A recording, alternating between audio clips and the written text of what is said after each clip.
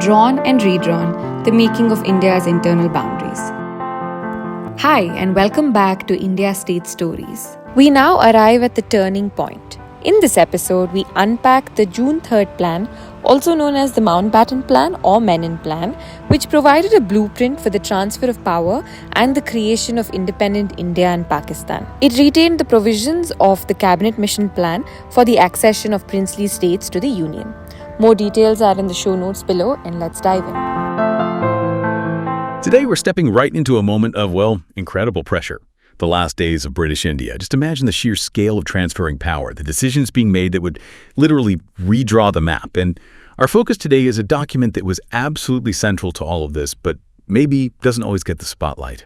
The June 3rd Plan. You might also hear it called the Menon Plan, or sometimes the Mountbatten Plan in older texts. Our mission is to really unpack this. We'll look at the plans that failed before it, the intense reactions it sparked, and crucially shine a light on the figure often working behind the scenes, VP Menon. Think of this as your shortcut to getting properly informed about this huge turning point. Right, so to really wrap our heads around the June 3rd Plan, we all need to rewind a bit first. Understand what the British were initially trying to do. We're talking just after World War II, right? And Prime Minister Attlee's already said Britain's leaving by June 48. Yeah, absolutely. And what's really key here is that their first big attempt, the cabinet mission back in March 46, was all about trying to keep India together. They sent this mission out with a pretty novel federal idea. And importantly, this initial plan specifically explicitly rejected the idea of a separate Pakistan. The vision was genuinely for a united India, provinces and princely states all included. Okay, so this grand vision for unity, what did it actually look like? How was it supposed to, function? Well, it proposed this kind of three-level setup. You had a federal union right at the top, but it would only handle things like foreign affairs, defense, communications. Economic picture stuff. Exactly, plus raising the money for those specific things. Then at the bottom, individual provinces. And in the middle, this idea of groups of provinces. Provinces and the princely states kept control over everything else, and this grouping idea, it allowed provinces to sort of voluntarily band together regionally with their own legislatures. It was meant to give a lot of autonomy.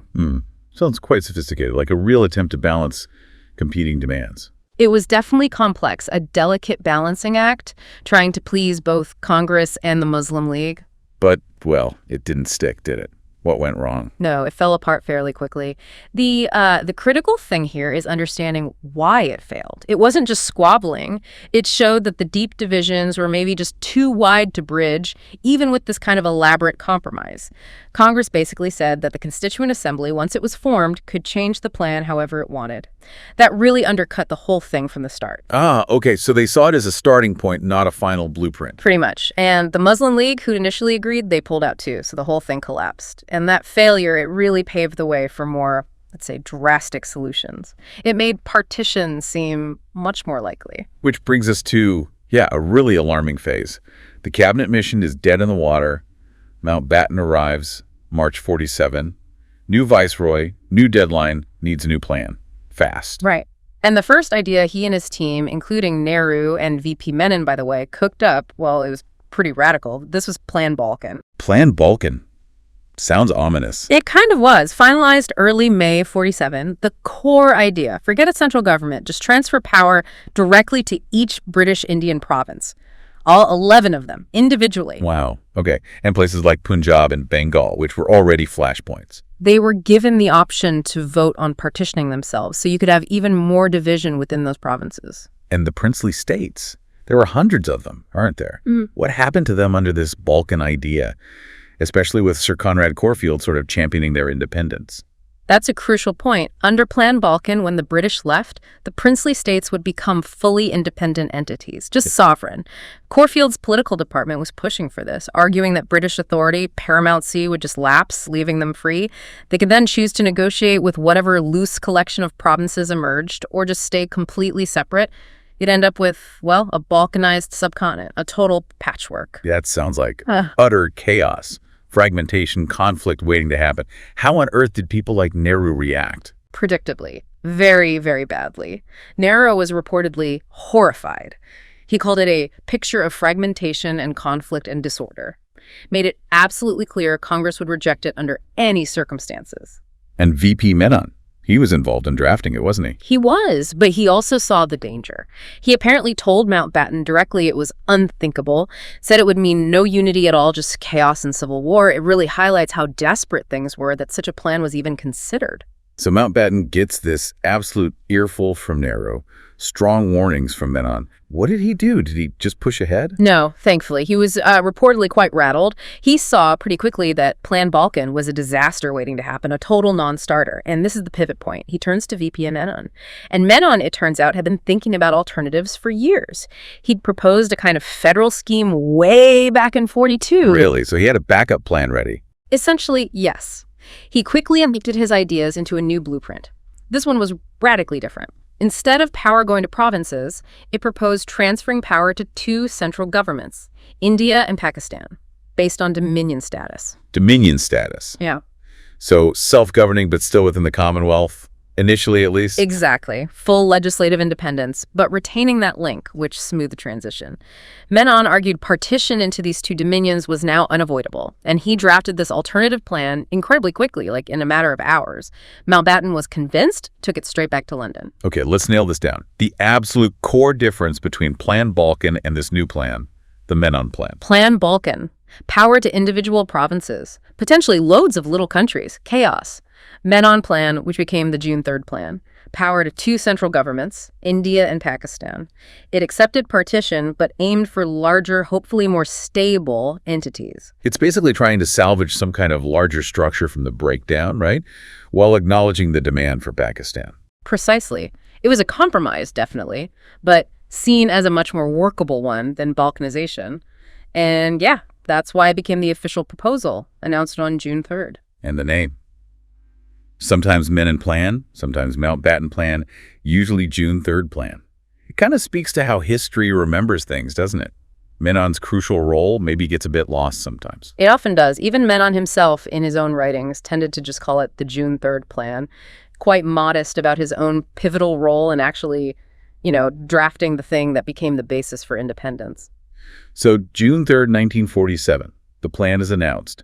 How did the key players react this time? Was it smoother sailing? Much smoother, relatively speaking.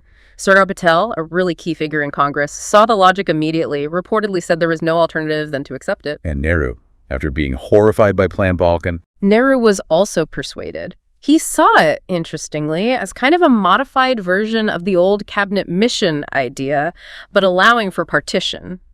Crucially, he was keen on a quick transfer of power, even on this Dominion status basis. Seemed okay with Mountbatten staying on as Governor General for a bit, too. Okay, so Congress leaders are, maybe reluctantly, on board. What about Jinnah and the Muslim League? This gives them Pakistan, in principle at least. Jinnah agreed to the basic principles, yes, but he was cautious. He didn't give written acceptance right away, wanted to consult the Muslim League Council first. Understandable. Yeah. But he did get their backing eventually. They accepted the plan's principles as a compromise, the best way forward to achieve a separate state. Right. Now, the princes. Plan Balkan offered them independence. This plan, less so. What was their take? Generally negative. Very negative for some. The Nawab of Babal, for example, Hamadullah Khan, he'd been a major player trying to carve out a third force for the princely states. Maybe a confederation called Rajasthan. A third dominion, essentially. Something like that. He saw the June 3rd Plan as a complete betrayal, felt it basically doomed the princely states. He resigned his position as Chancellor of the Chamber of Princes in protest. A lot of princes were really hesitant about bringing in democratic reforms in their own states, which ironically weakened their overall position when it came to negotiating with the new Indian government. Though, a few did accept the plan and joined India or Pakistan voluntarily. So, thinking about VP Menon again, his role seems absolutely critical, not just in drafting the plan, but maybe also in the next steps. Hugely critical. He wasn't just the architect of the plan. He was deeply involved in its practical implementation. And crucially, he worked incredibly closely with Sardar Patel on the massive task of integrating those hundreds of princely states into the new dominion of India.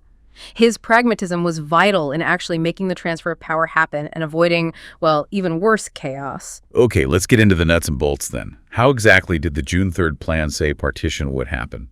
It needed a mechanism, right? It did, and it laid out a clear, though definitely complex process. The idea was to try and figure out what the people in the contested areas actually wanted, as democratically as possible in the circumstances. So take Bengal and Punjab, the big divided provinces. How did it work there? Their existing legislative assemblies were key, but they'd meet in two separate parts. One part representing the Muslim majority districts, the plan even listed which districts based on the 41 census, and the other part representing the rest of the province.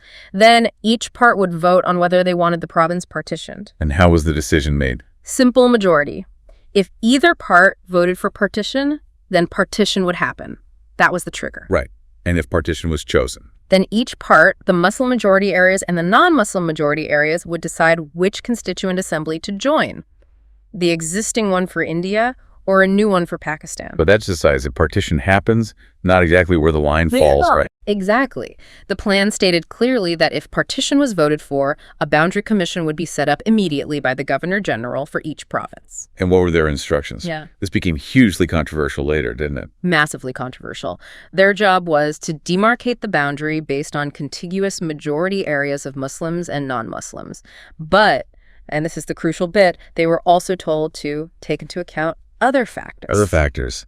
So vague. Precisely. That phrase opened the door to all sorts of interpretations and disputes about things like infrastructure, irrigation canals, communication lines, population pockets. It made an already fiendishly difficult job almost impossible. Okay, what about other areas, like Sindh or the Northwest Frontier Province? Sindh's assembly would just meet and vote on which constituent assembly to join. Simple enough. The Northwest Frontier Province was different because Punjab was likely partitioning. They'd hold a referendum, give the voters there a direct choice, India or Pakistan. And Baluchistan. British Baluchistan would also get a chance to choose, though the method was slightly different, involving the local tribal council, the Shahi Jirga. Assam, too, right? There was that specific issue with the Sylhet district. Yes, good point. Assam itself was predominantly non-Muslim, but the district of Sylhet, right next to Bengal, was predominantly Muslim. So if Bengal voted for partition, Sylhet would have its own referendum. To decide whether to stay in Assam or join the new province of East Bengal, which would become East Pakistan. Exactly. And again, if they voted to join East Bengal, a boundary commission would step in to figure out the precise lines, considering those other factors. So all these votes and commissions. Yeah. What did it mean for actually setting up the new governments and the timeline? That June 48 deadline was suddenly looking very far away. It was. But the British government was now eager to get out much faster. The plan stated that if Bengal and Punjab did partition, new elections would be held for representatives to the constituent assemblies based on population.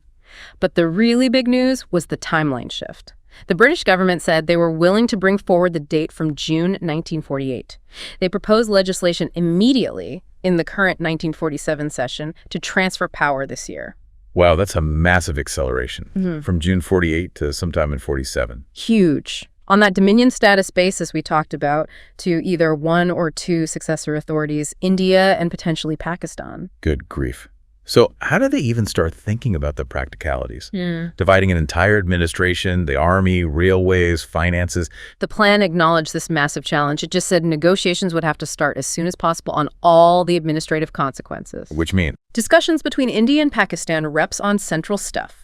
Defense, money, communications.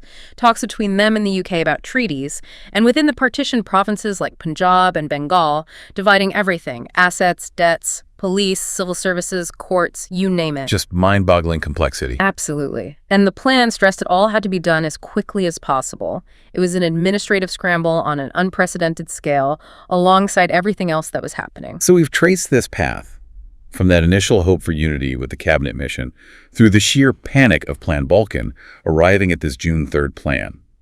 Driven, it seems, in large part by VP Menon's quick thinking and pragmatism. Yeah, it's quite a journey. And what really strikes you is the speed of it all in those final months, how complex it was, and how this plan, which really wasn't anyone's ideal first choice, became accepted by basically everyone as, well, the only feasible way out. The most expeditious and indeed the only practicable way, as the document itself put it. Exactly. It just shows the enormous pressure everyone was under, the deteriorating situation, and the really tough compromises everyone had to make just to get a transfer of power done without even more violence, although tragically, immense violence still occurred. So what's the takeaway for you listening? I think this deep dive really highlights how, even in these huge, sweeping historical events, it's often the details that matter most. The plans that didn't happen, the frantic meetings, the figures like Menon working away from the main spotlight. That's often where you find the real why. It's definitely not just about the final outcome, but understanding the path taken to get there, the alternatives rejected. Which leads us to a final thought to leave you with. Just imagine for a moment. What if Plan Balkan had gone ahead? Or what if somehow the cabinet mission's unity plan had worked? How different would South Asia look today? It makes you wonder, doesn't it, how much of history really turns on these moments, on the reactions, the choices, maybe even the exhaustion of just a few key people in a room facing impossible deadlines.